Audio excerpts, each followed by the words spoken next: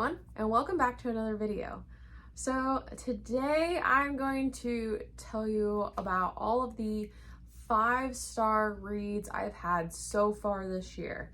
So the first few that I'm going to tell you about, some of them are kind of packed away into a tote. So I will put them up on the screen. But then the other one, I just don't have the physical copy yet. That is coming actually in October. I read this specific one on Kindle Unlimited. So, without further ado, let's go ahead and jump right in. So the first 5-star read I want to talk about is When the Moon Hatched by Sarah A. Parker. I really don't know what else to say about this other than it is a fantastic world. She has built something so creative that I just need more. And to be quite honest, I want to know more and more about the world and the lore that, like, I can't wait until the next book comes out. But also it's gonna, like, I'm kind of waiting to read it again when I get the physical book. So I'm super excited about it. But this one, it does have dragons in it, which I think is so cool. You can not have enough dragons in any story that you read, in my opinion. But yeah, I think so far it's not slated to come out. Oh gosh, for a while. I can't even remember what the date is. If I do, I'll put it down here on the screen. But yeah, it is one of the, just a great book, and that is why I gave it 5 stars. I really loved the connection between the characters. I loved the world building that she did, and then at the end it leaves you on a cliffhanger because it's like it's not part of the story at all until the end, and then you're like, what is this? I need to know more, kind of thing. So really can't wait until the next one comes out, but it hit everything for me. That is why it was a 5-star read for me this year. So the next few, and I'm just gonna say like what the main name is, was Zodiac Academy, books 2, 3, 4, and 5. They were all 5 stars for me. I really enjoyed the connections between Tori and Darcy, and then the struggles with Tori and Darius, and the struggles with Darcy and Orion. But then I also thought it was really interesting. It was kind of like, it's a modern, like, Earth, but it doesn't take place on Earth, but it's got all like Earth amenities except with magical creatures and magic, basically. And there's, you know, a plot standpoint to it, and I really did enjoy the back and forth with, they call them the heirs, and then the twins. And I liked how they were kind of getting nice to each other, but then they would hate each other, and yeah, there's always a cliffhanger at the end that just pulls your heartstrings, and it's like, oh my gosh. But then, because I read books 1 all the way to 7, there was just some things in book 6 that then just escalated into 7, and I couldn't finish the series. I have all 9 books. Maybe one day I'll pick 8 and 9 up, but there was just some things that were going on, especially in 7, that I didn't want to read. And so it kind of turned me off. And then the plot just kept dragging out for me, which I think was a problem. Because, I mean, it's a 9-book series with novellas. And I'm not saying that there's people that don't enjoy the whole series. But for me, it was only books 2 through 5 that I really, truly enjoyed. It gave me all the emotional roller coaster I needed through not only the relationships, but also through the plot points. So that is why those were 5-star reads for me. The next 5-star read was Divine Rivals by Rebecca Ross. This was probably one of the most beautiful written books I've read this year. And I absolutely loved the letters back and forth in this. I think I did a spoiler-filled review for this one and its counterpart, Ruthless Vows. In total, I loved the series, but I liked this book the best. I just absolutely loved Iris and Roman and their back and forth with their magical typewriters. And the writing, I think, is what mainly got me for this, because it was absolutely gorgeous, but I could still follow, which was really nice, because there's some writing that is whimsical and beautiful, but it's got so many different metaphors and analogies that you're sitting here like trying to read the story, but then you're caught up in trying to figure out what these metaphors and analogies actually mean within the story. And I think this author does a fantastic job with utilizing those and not making it too complex for the reader to not enjoy the story. So this is a 5-star for me. Obviously, everything I'm going to show you is a 5-star, but this was just absolutely fantastic, and I plan to read it again at some point. The next book that I want to talk to you guys about is The Sword of Kaigan by Emma Wong. This, I think within the first 100 pages, it was an instant 5-star read for me. I absolutely loved this book, and it was just so different. You don't normally see a point of view from a mother's standpoint, and I'm not a mother by any means. I'm a mother to a dog, if you want to count that, but this, I just really loved how the mom, she wants to take care of her family, but she doesn't want to step out of place either.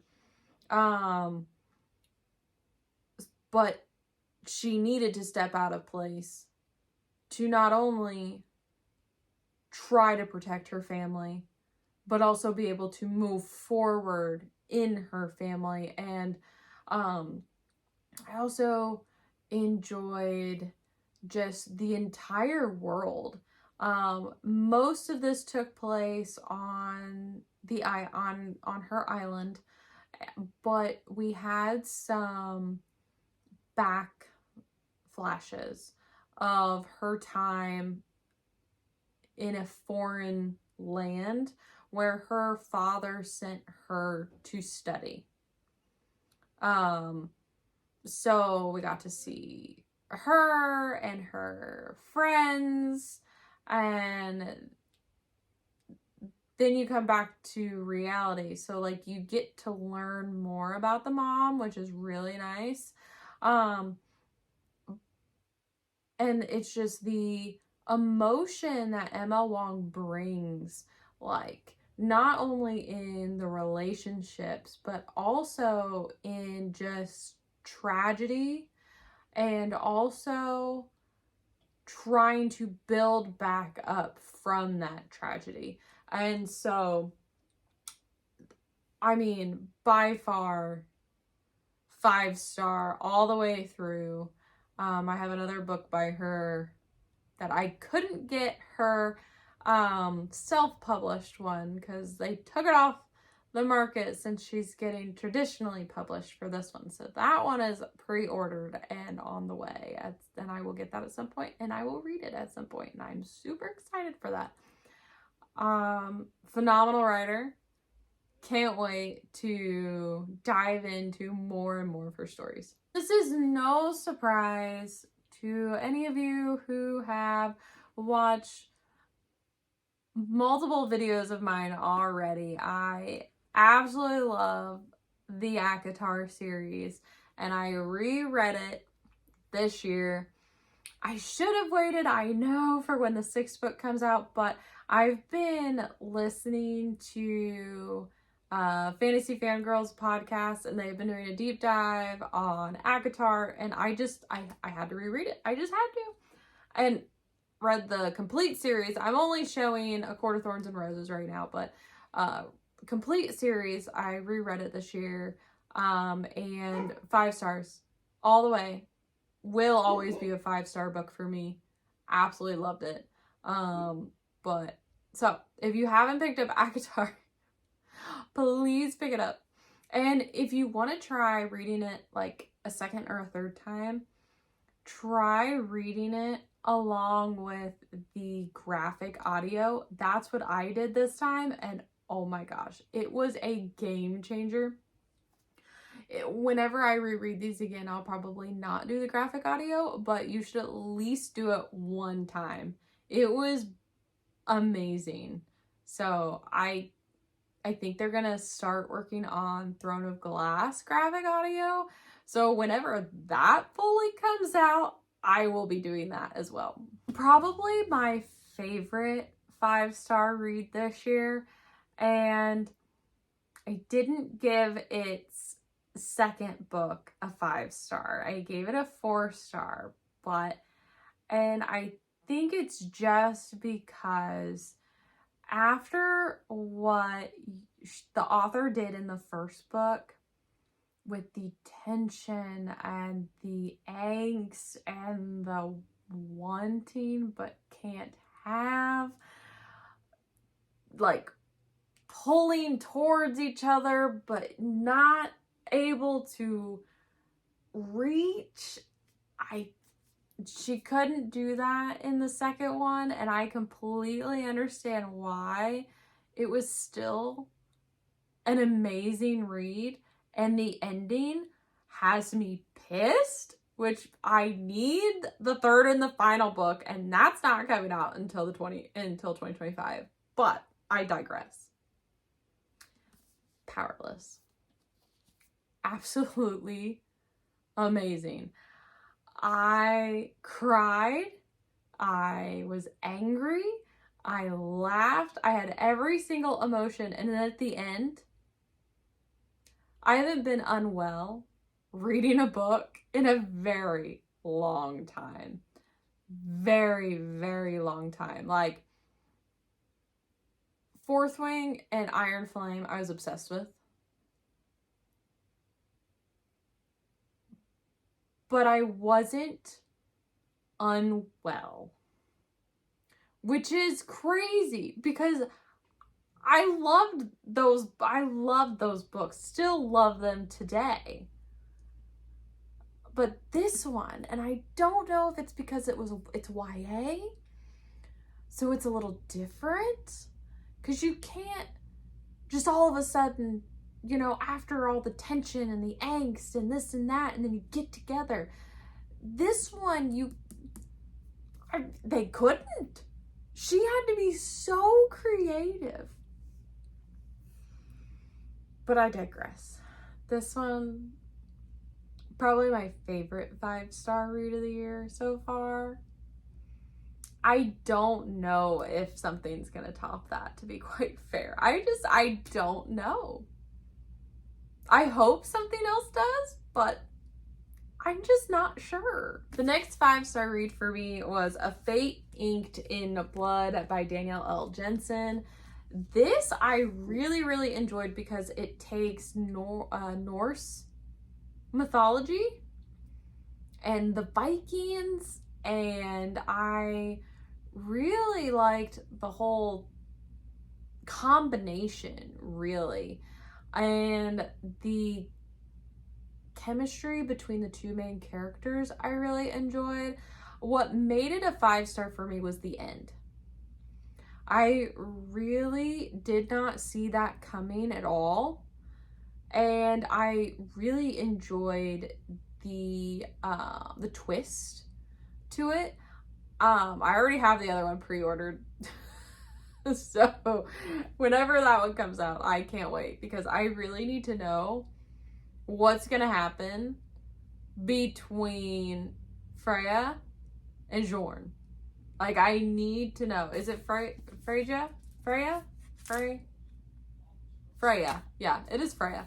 Freya and Jorn. So I don't remember when the next one comes out, but this one was absolutely great. I loved every minute of it.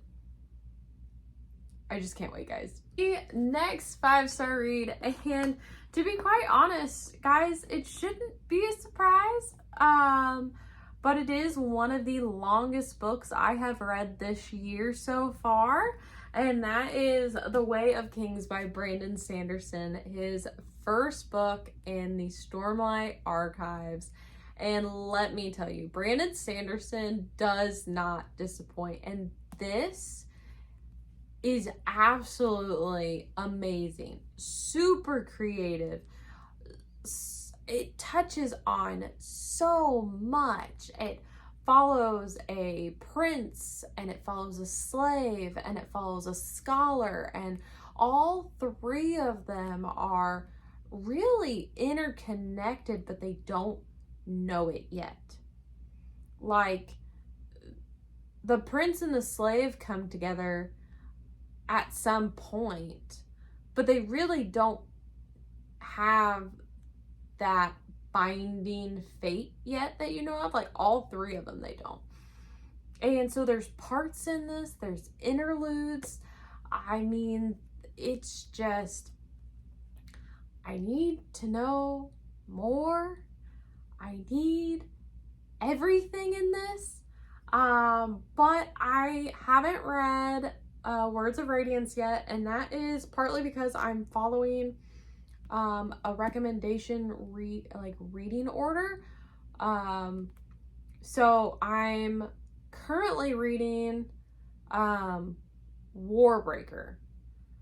So basically, this list is supposed to optimize your Cosmere reading. So we'll see if I get that vibe. So technically I'm supposed to read this, Warbreaker, and then I think there's one more, and then I go into Words of Radiance. So Words of Radiance will get read. It'll probably just be the end of the year, closer to the end of the year. Unlike how I wanted to read them, like one a quarter. You know, things change, guys. But I mean, I know it's long, but it doesn't seem like it's long because he keeps you engaged. His world building is not boring. His characters are very interesting. It makes you want to keep reading, and I can't wait to dive back into Roshar. The next book, and no one should be surprised by this, but that is Iron Flame by Rebecca Yarros, and I absolutely love this. The ending did make me so mad, but I'm gonna trust Rebecca.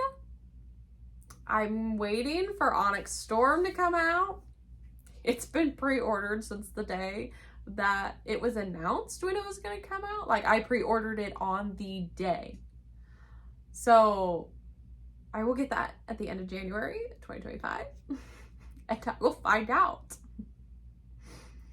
what happens. But the problem is, I know it's gonna, I have a feeling that the next book is going to just shatter me, because there's 5 books in the series. We're only on book 2, guys. Only on book 2. So I need more Taryn. I need more Andarna, Violet, Xaden. I need all of them, and I need all of them to be happy, and so far that is not the case. But we will get there. Just takes time. Have to breathe. Did I like this one better than Fourth Wing? That is a good question because they're both different. I liked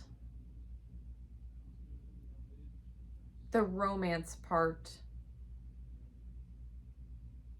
in Fourth Wing, I think, better because there was angst.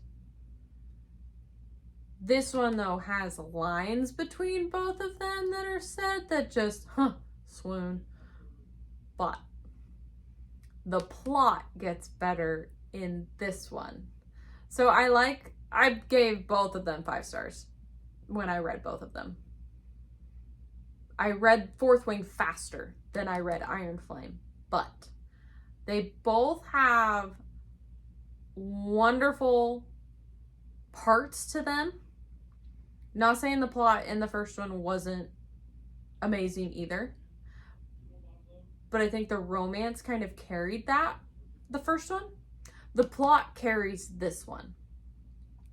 And, you know, and you get secrets and you're finding out things, and that's what I like. You know, you can have a romance, but it needs plot. And this has plot. So I'm very excited for the next one to see where Rebecca takes us. So we will find out at the end of January. And last but not least, and this should definitely not be a surprise because everybody knows that I love Sarah J. Maas. But that is House of Flame in Shadow. This one is a chunker too, but it's not the biggest book I read. That was Brandon Sanderson. So this one is the final book in the Crescent City series by Sarah J. Maas. And I absolutely love this one. I gave it 5 stars because she ended it very well. It started out in one of my favorite Sarah J. Maas worlds. So, were there some points? There were some characters that I didn't necessarily care to read from. So when I got to their chapter, it was like, ugh, I have to read from that character again. But then as I started reading, then it was like, oh, okay, this is where it's going. And it got me intrigued. So, is it long? Yeah. Could there have been maybe some editing for this one? Possibly. But I'm not gonna hate on that because in my personal opinion, if it's a world that I like, I want anything and everything there is to know about the world and the characters. Everything. Give me all the information. All of it. So, this one I truly enjoyed. I did read this pretty fast for it being so long.